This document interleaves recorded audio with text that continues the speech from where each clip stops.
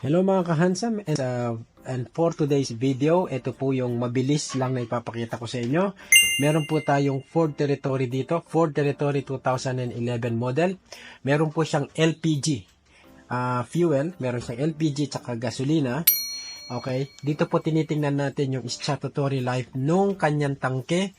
Apparently, huling in-stamp yung tangke niya September 2015. So, 10 years po ang lifespan noon, 2025 expired na. Kahit po ang kanyang expiration ay June, hindi po papasa ito. Kailangan i-require natin yung may-ari na magpa-retest ng LPG tank para magkaroon siya ng another 10 years.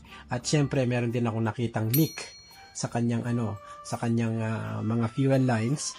So, yan po ay failed items. Fail, ibig sabihin hindi po may re-register yan hanggat hindi sinusunod yung ating kondisyon. So, ilalagay ko rin po dito wiper rule, not inoperative, ilalagay ko lang not inoperative, pero ilalagay ko dito, ito po ang malupit niyan. Pag sinabi ko rito na need to comply, wipers need to be